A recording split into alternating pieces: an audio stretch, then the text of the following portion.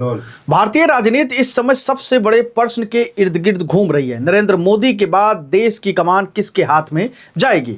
इस सवाल का जवाब तलाशने के लिए इंडिया टुडे और सी वोटर ने मूड ऑफ द नेशन सर्वे किया, जिसमें 2,06,826 लोगों की राय ली गई। 1 जुलाई से 14 अगस्त 2025 के बीच हुए इस सर्वे का परिणाम आज सबके सामने आया है और नतीजे जितने दिलचस्प हैं उतने ही संकेतों से भरे हुए भी। बीजेपी में पीएम पद के दावेदार के रूप में 3 नाम रखे गए थे: अमित शाह, योगी आदित्यनाथ और नितिन गडकरी। नतीजे बताते हैं कि शाह को 28% लोगों ने चुना है, योगी को 26% ने और गडकरी को सिर्फ 7% का समर्थन मिला। यानी शाह और योगी के बीच का फासला महज 2% का है, जो किसी भी वक्त पलट सकता है। योगी आदित्यनाथ ने उत्तर प्रदेश की राजनीति को जिस तरह से बदला है, उसे देखकर देश भर में वो जनप्रिय नेता के रूप में अपने आप को स्थापित कर ले गए हैं। उनकी कार्यशैली की 3 बड़ी पहचान है: अपराधियों पर लगाम। पहली, अपराधियों की तस्वीर पोस्टर पर लगाने को लेकर माफियाओं की संपत्ति जब्त करने और बुलडोजर चलाने तक योगी ने कानून व्यवस्था पर कड़ी पकड़ दिखाई है। दूसरा है हिंदुत्व का एजेंडा। अयोध्या में राम मंदिर का निर्माण, धार्मिक स्थलों पर विकास और सांस्कृतिक गौरव का मुद्दा, इन सब ने उन्हें हिंदुत्व का सबसे बड़ा चेहरा बना दिया है। निर्णायक नेतृत्व तीसरा है। वह सिर्फ घोषणाओं तक सीमित नहीं रहते, बल्कि फैसले लेकर उसे जमीन पर उतारने के लिए जाने जाते हैं।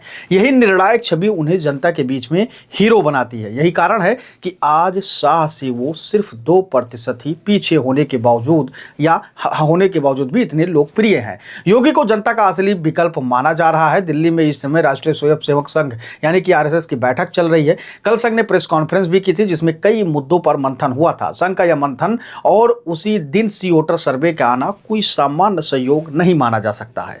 या इस ओर इशारा करता है कि आरएसएस अब पहले से ही स्पष्ट करना चाहता है कि मोदी के बाद असली वारिस कौन होगा। संघ के लिए योगी आदित्यनाथ प्राकृतिक पसंद माने जाते हैं, क्योंकि वह न सिर्फ हिंदुत्व की धारा को सबसे तेजी से आगे बढ़ाते हैं, बल्कि संघ की विचारधारा के अनुसार कठोर अनुशासन और सांस्कृतिक राष्ट्रवाद को भी अपनी कार्यशैली में जीते हैं। अमित शाह निश्चित रूप से मोदी के सबसे भरोसेमंद सहयोगी और रणनीतिकार है। चुनाव जीतने की कला और संगठन पर पकड़ उनकी सबसे बड़ी ताकत है। लेकिन सवाल यह है कि क्या रणनीति जनता की नब्ज से ज्यादा मजबूत हो सकती है?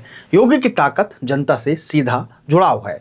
वह एक करिश्माई नेता हैं जो चुनावी रैलियों में लाखों लोगों को आकर्षित करते हैं और सख्त प्रशासक की छवि रखते हैं। अब इस पूरी खबर का निष्कर्ष क्या है, तो वो भी आप आसान और सरल भाषा में जान लीजिए। मूड ऑफ द नेशन सर्वे सिर्फ आंकड़ों का खेल नहीं है, बल्कि आने वाले दिनों की राजनीति की झलक है। अमित शाह और योगी आदित्यनाथ दोनों ही मोदी के बाद की दौड़ में सबसे आगे हैं, लेकिन जनता के मूड और आरएसएस की सोच को देखते हुए यह साफ होता जा रहा है कि योगी आदित्यनाथ को मोदी का असला वारिस मानने की संभावना लगातार जनता के बीच में बढ़ रही है।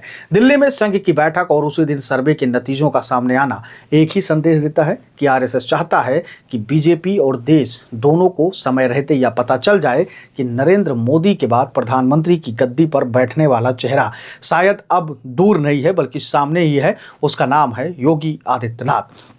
ये जो सर्वे हुआ था, इसमें इतने लोगों से सवाल पूछा गया, कई सारे नेताओं को शामिल किया गया था, उनके बारे में भी प्रश्न किए गए। लेकिन 3 जो सबसे ज़्यादा लोगों ने मतदान दिया, जो 3 चेहरे थे, उसमें नितिन गडकरी, अमित शाह और योगी आदित्यनाथ। अमित शाह सिर्फ 2% ही आगे हैं, जबकि आदित्यनाथ का देखा जाए तो वो सिर्फ उत्तर प्रदेश के मुख्यमंत्री हैं। हालांकि अलग अलग स्टेटों में उनकी लोकप्रियता बढ़ रही है, लेकिन योगी आदित्यनाथ के पहले अमित शाह वो चेहरा हैं जिनकी छवि पहले ही या उनकी लोकप्रियता या उनका प्रभाव कई सारे स्टेटों में है, क्योंकि वो केंद्र की राजनीति करते हैं, अलग अलग स्टेटों में जाते हैं। कहा यह भी जाता है कि हर प्रदेश में उनकी दखलंदाजी होती है, लेकिन उसके बावजूद भी अमित शाह के लगभग बराबर उत्तर प्रदेश के सीएम योगी आदित्यनाथ पहुंच चुके हैं।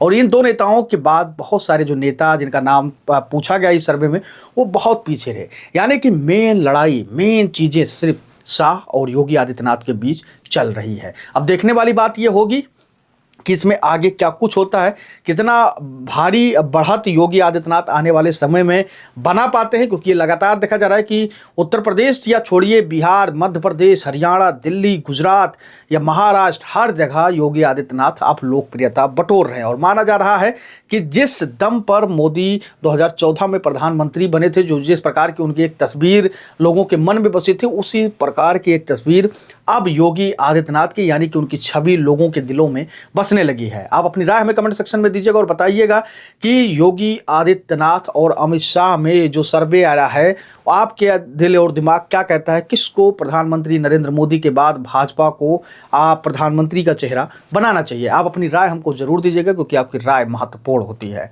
धन्यवाद।